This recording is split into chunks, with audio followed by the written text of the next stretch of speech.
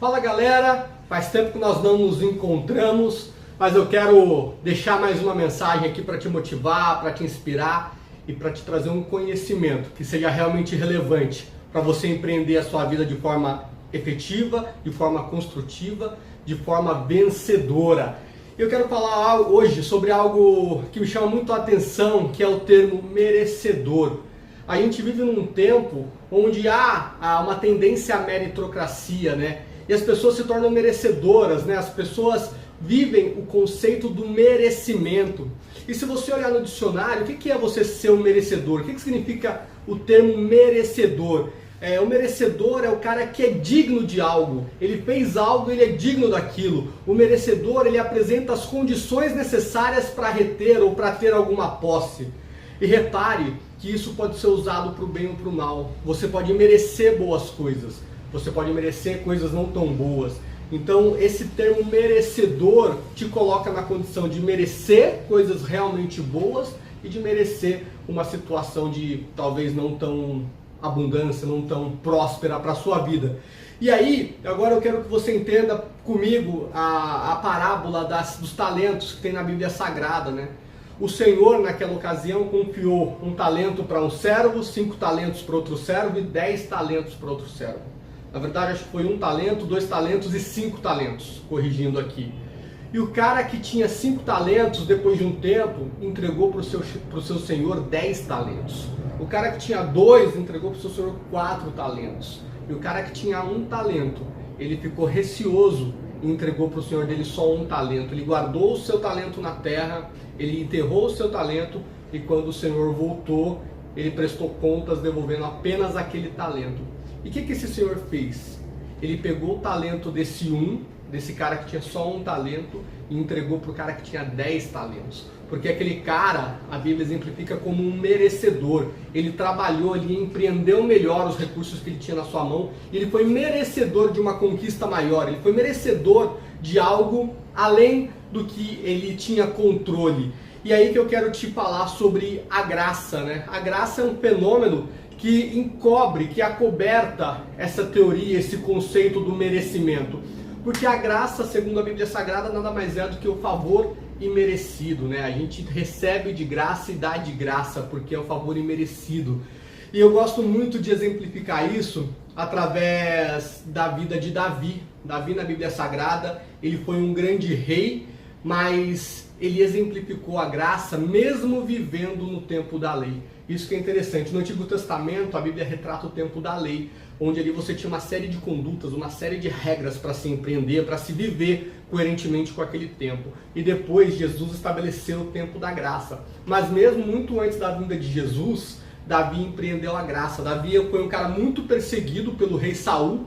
O rei Saul perseguia realmente Davi, até que um dia o rei Davi, ele assume o reinado, né? E naquele tempo, quando você assumia um reinado, normalmente você eliminava toda a linhagem do reinado anterior para que esses caras não operassem nenhum tipo de divisão ou facção nesse novo governo, nesse novo rei. E Davi foi diferente com Mefibosete. Mefibosete era neto de Saul, e Davi chega para Mefibosete e fala: Mefibosete, você vai se assentar à mesa comigo, você vai viver comigo, você vai comer na minha mesa sempre que você quiser.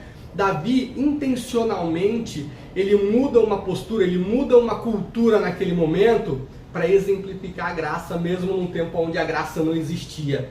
E onde eu quero chegar com isso? Eu quero dizer que para você ser merecedor de algo, mesmo que exista o conceito, o fenômeno da graça na Bíblia Sagrada, você ainda tem que ser merecedor, você ainda tem que ser empreendedor de um estilo de vida que faça as coisas boas virem para as suas mãos, ou até mesmo as coisas ruins, se você empreender uma vida de maneira desestruturada, desorganizada ou não coerente com o que são boas práticas. Mas eu quero falar para você também sobre protagonismo, porque uma vez que você é protagonista, você tem mais clareza do que você merece e do que você não merece.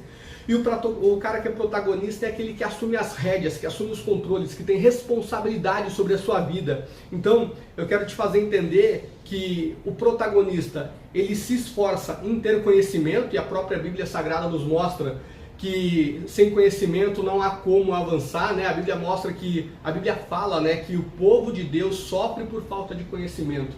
Então você tem que estudar, você tem que entender, você tem que aprender para que você possa ser protagonista da sua vida e empreender coisas que te tornem merecedores de outras coisas. E o outro ponto do protagonismo é a responsabilidade.